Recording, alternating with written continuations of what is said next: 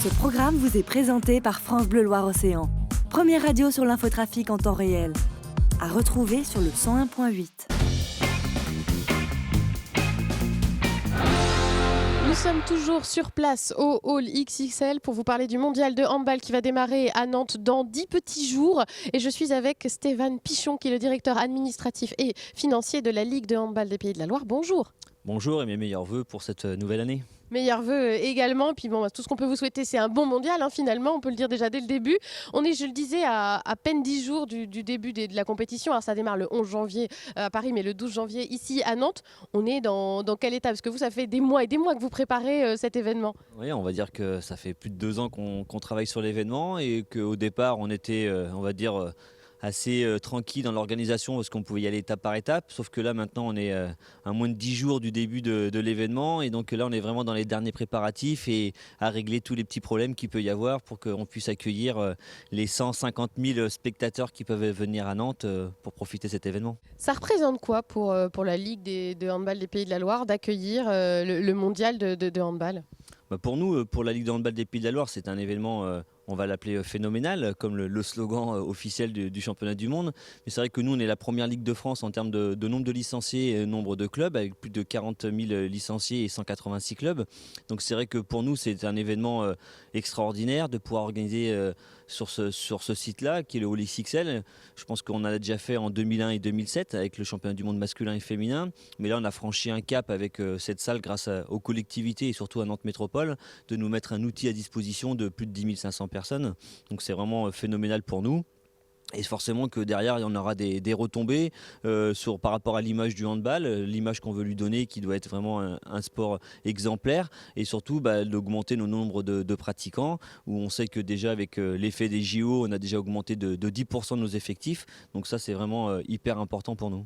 Alors, à Nantes, il va y avoir 14 matchs exactement, du 12 au 19 janvier. 4 matchs de l'équipe de France, puisque c'est la poule de l'équipe de France qui va jouer à Nantes. Elle est comment, cette poule, sportivement? Je dirais que les 4 poules sont équilibrées. Il y a des belles équipes dans toutes les poules.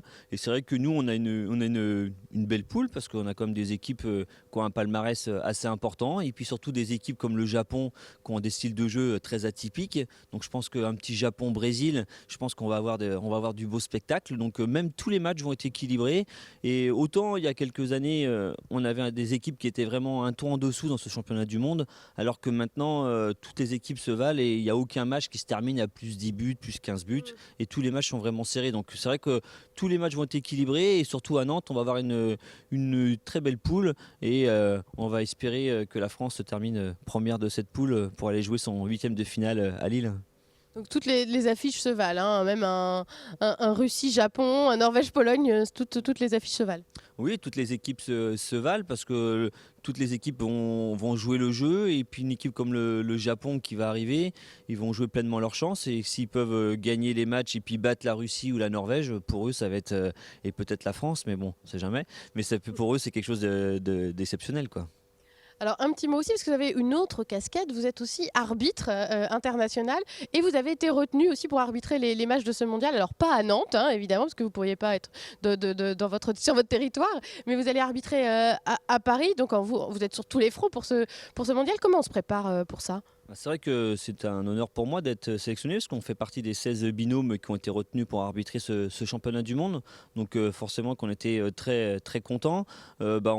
Notre mode de préparation, c'est assez simple. C'est déjà, on a essayé de se reposer, malgré l'activité qui est très dense. On a essayé de se reposer entre les premiers de l'an pour reprendre de la forme, pour être en pleine forme pour cet événement. Et après, on va se travailler pour être sur chaque site. Donc moi j'aurai l'honneur d'être sur Paris la première semaine de compétition sur le tour préliminaire. Et donc on va faire en sorte que tout se passe bien pour nous. Voilà. Mais l'objectif toujours le premier, c'est que l'équipe de France aille le plus loin et qu'après notre parcours à nous, peu importe, mais le plus important c'est l'équipe de France.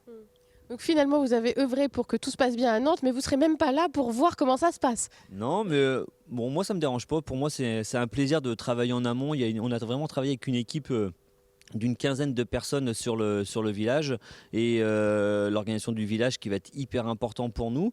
Et donc maintenant, je fais confiance à l'équipe. On a tout mis en place et maintenant, je leur ai laissé les cartes et je leur fais totalement confiance pour que ça soit une belle fête.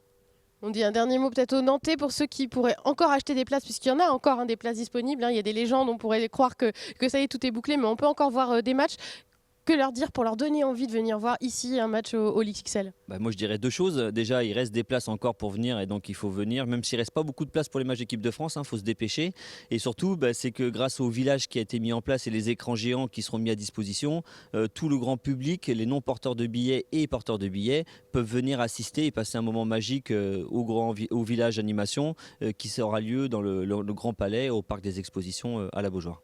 Et ben voilà, rendez-vous à partir donc du 12 janvier ici à la Beaujoire pour découvrir ou redécouvrir le handball pour les fans et puis même pour les non-initiés. C'est l'occasion ou jamais de découvrir ce sport. Merci beaucoup Stéphane Pigeon d'avoir été avec nous, puis bon mondial à vous.